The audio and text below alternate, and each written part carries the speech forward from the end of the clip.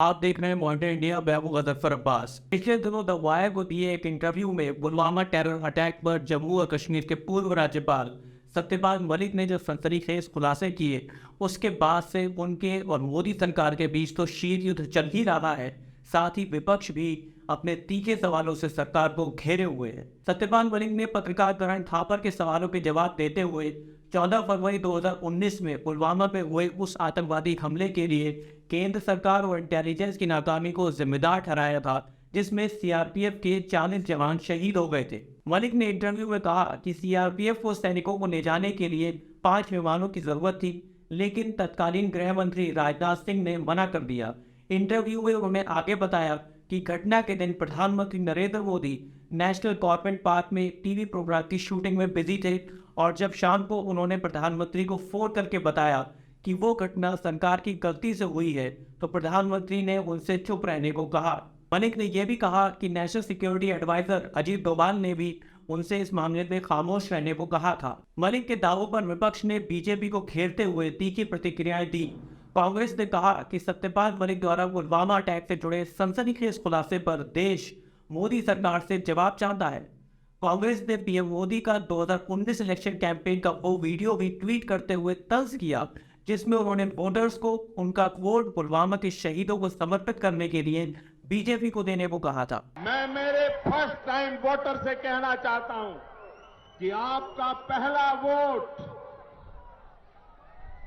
पुलवामा में जो वीर शहीद हुए, उन वीर शहीदों के नाम आपका वोट समर्पित हो सकता है क्या? प्रेस कॉन्फ्रेंस करके कांग्रेस ने पुलवामा मामले में व्हाइट पेपर की डिमांड करते हुए 5 सवालों की छड़ी लगा दी। पहला सवाल, मोदी सरकार ने सीआरपीएफ जवानों को एयरक्राफ्ट क्यों नहीं दिए? दूसरा, खुफिया इनपुट और जैश की धमकी को अनदेखा क्यों किया गया? तीसरा सवाल, आतंकियों को भारी मात्रा में आरडीएक्स कैसे मिला? पुलवामा हमले की जांच कहां तक पहुंची? चौथा सवाल, एनएसए अजीत डोभाल और तत्कालीन गृह मंत्री राजनाथ सिंह की क्या जिम्मेदारियां तय की गई? और पांचवा और आखिरी सवाल, पुलवामा हमले के बाद संवैधानिक पद पर बैठे गवर्नर को मोदी जी ने चुप रहने की धमकी क्यों दी? गौर करने वाली बात यह है कि हर मामले में प्रेस कॉन्फ्रेंस करने वाली बीजेपी ने इस पूरे मामले में चुप्पी साधी।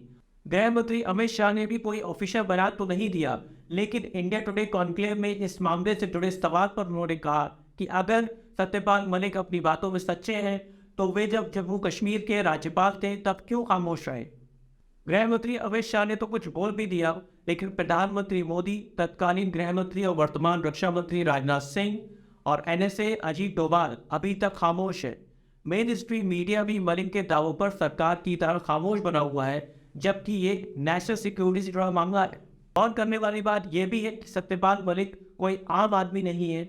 वो बीजेपी की तरफ से जम्मू कश्मीर के अलावा 3 राज्यों के गवर्नर रहे, और उन्होंने इंटरव्यू में जो बातें कही वो भी कोई छोटी सी बात नहीं है। ये नेशनल सिक्योरिटी का मामला है। अगर मलिक के दावों में कोई भी सच्चाई नहीं है, तो पीएम मोदी को सामने आना चाहिए था। सत्यपाल मलिक के दावों की पड़ताल में हमें मीडिया की 2 रिपोर्ट्स मिली, जो आज सरकार की चुप्पी पर सवाल उठाती हैं। पुलवामा हमले के बाद दैनिक भास्कर और द क्विंट में सीआरपीएफ की तरफ से जवानों को विमान से ले जाने के संदर्भ में 2 खबरें छपी थी, जो मलिक के दावों को वजन देती हैं। दैनिक भास्कर में 17 फरवरी 2019 को छपी हेमंत अत्री की रिपोर्ट है कि जवानों को विमान से श्रीनगर ले जाने का सीआरपीएफ का प्रस्ताव 4 महीनों से गृह मंत्रालय में अटका हुआ था। वहीं क्विंट में 21 फरवरी 2019 को छपी पूनम अग्रवाल की रिपोर्ट बताती है कि क्विंट को ऑफ रिकॉर्ड बातचीत में सीआरपीएफ के सीनियर अफसर ने बताया था कि उन्होंने सीआरपीएफ हेडक्वार्टर के जरिए गृह मंत्रालय से जवानों के लिए विमान मंगाने को कहा था, लेकिन उन्हें कोई जवाब नहीं मिला। जब द क्विंट ने इस पर गृह मंत्रालय से क्लैरिफिकेशन मांगा, तो मंत्रालय की तरफ से कोई जवाब नहीं दिया गया। इन रिपोर्ट्स के मद्देनजर अगर सरकार समय रहते सीआरपीएफ को विमान मुहैया करा देती, तो शायद हमारे 40 जवानों की शहादत नहीं होती। अब सीबीआई द्वारा जम्मू और कश्मीर से जुड़े भ्रष्टाचार के 2 मामलों में मलिक से पूछताछ शुरू हो गई है। तो बीजेपी ने डैमेज कंट्रोल करते हुए कहा कि सीबीआई की मलिक से पूछताछ से उनके द्वारा सरकार पर लगाए गए आरोपों से कोई लेना देना नहीं है। लेकिन कांग्रेस ने सरकार पर निशाना तेज करते हुए कहा है कि सरकार मलिक के पुलवामा खुलासे पर कोई वाजिब जवाब देने के बजाय उनके पीछे सीबीआई को लगा रही है। पूरा देश इंतजार कर रहा था और इंतजार कर रहा है कि पुलवामा पर जो खुलासा सत्यपाल मलिक जी ने किया, उसके बाद सरकार की तरफ से कोई कुछ बोलेगा, कोई तो मुंह खोलेगा, कोई जानकारी देगा, कोई जवाब देगा। उसके बाद भी एकदम चुप्पी।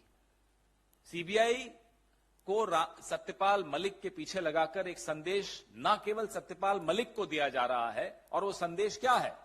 वो संदेश वही है जो 14 फरवरी 2019 को उन्हें फोन पे प्रधानमंत्री जी ने खुद कहा था, तुम चुप रहो।